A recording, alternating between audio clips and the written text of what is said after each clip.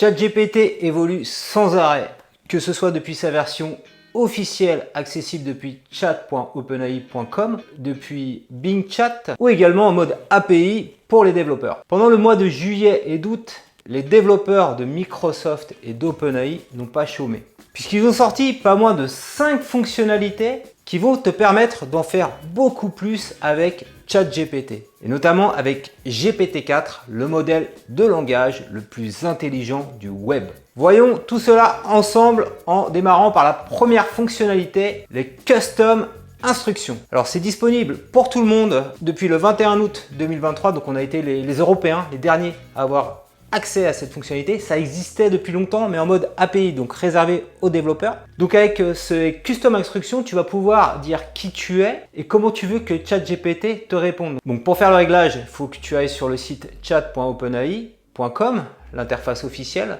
que tu cliques sur ton pseudo, puis sur Custom Instruction, et là tu appuies sur OK et ensuite tu vas donner 2 messages et cocher la case Enable for New Chats.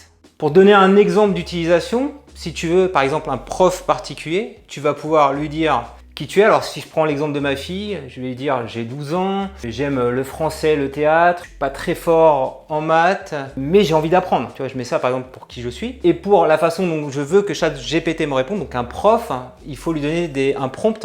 Pousse à pas donner la réponse tout de suite. Il y a un prompt exact que donnent les équipes d'OpenAI qui est: vous êtes un tuteur qui répond toujours dans le style socratique, vous ne donnez jamais la réponse à l'élève, mais vous essayez toujours de lui poser la bonne question pour qu'il la trouve lui-même. Donc tu mets ça, après tu vas démarrer un nouveau chat et tu vas pouvoir résoudre sans avoir la réponse de ChatGPT, donc comprendre le raisonnement, soit un problème de maths. Là par exemple il m'a aidé à simplifier la fraction 18 divisé par 42 en 3 divisé par 7, 3 septièmes, sans jamais me donner la réponse. C'est moi qui l'ai trouvé. Soit un problème de code informatique. Et je lui ai notamment demandé avec ce prompt, en expliquant que j'étais un YouTuber tech qui veut apprendre Python, à m'aider à créer un Hello World. C'est ce qu'on affiche pour tester qu'on a bien compris un nouveau langage et tester qu'on a la bonne configuration. Donc il m'a aidé question par question et j'ai réussi à écrire Hello World en ligne avec Python. Deuxième fonctionnalité cachée, c'est la recherche web depuis Bing. Alors ça existe depuis longtemps, mais maintenant elle est accessible également depuis le navigateur Chrome. Donc ça c'est depuis le 25 août. Avant il fallait utiliser le navigateur maison de Microsoft Edge. Donc tu vas sur Chrome, tu vas sur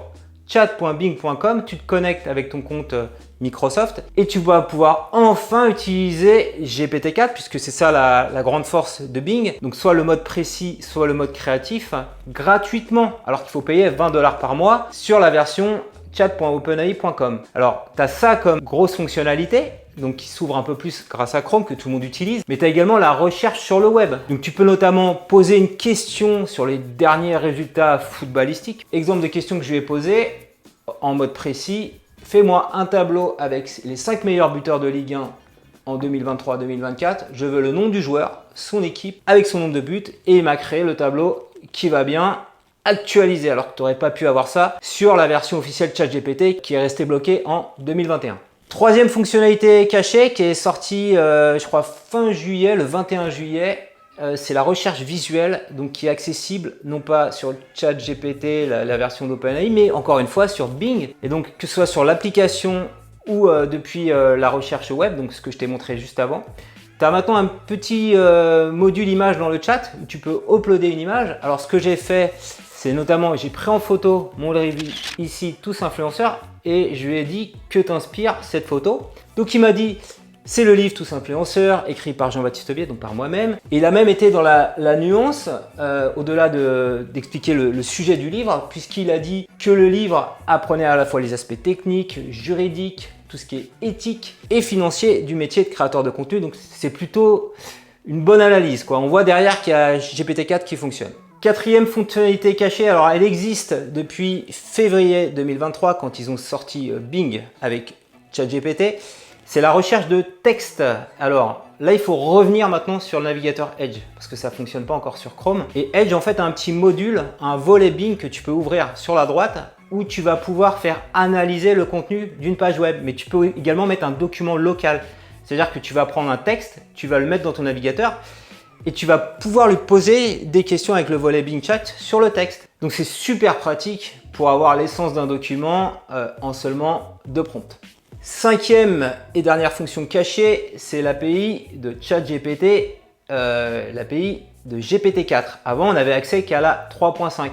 Et depuis le 9 août en tout cas, j'ai accès à l'API 4, donc ce qui me permet d'avoir pour moins cher. Donc l'API, c'est tu vas vraiment payer à l'usage. Alors c'est normalement plus des développeurs qui vont utiliser ça, mais voilà, il y a des interfaces, notamment le Playground d'OpenAI, qui te permet de faire des requêtes très simplement, ou des interfaces comme BetterGPT, tu vas mettre ta clé API et tu vas pouvoir faire des requêtes tout simplement. Le gros avantage, c'est tarifaire, ça va te permettre d'avoir accès à GPT-4 sans payer 20 $ par mois, sans la surcouche Bing.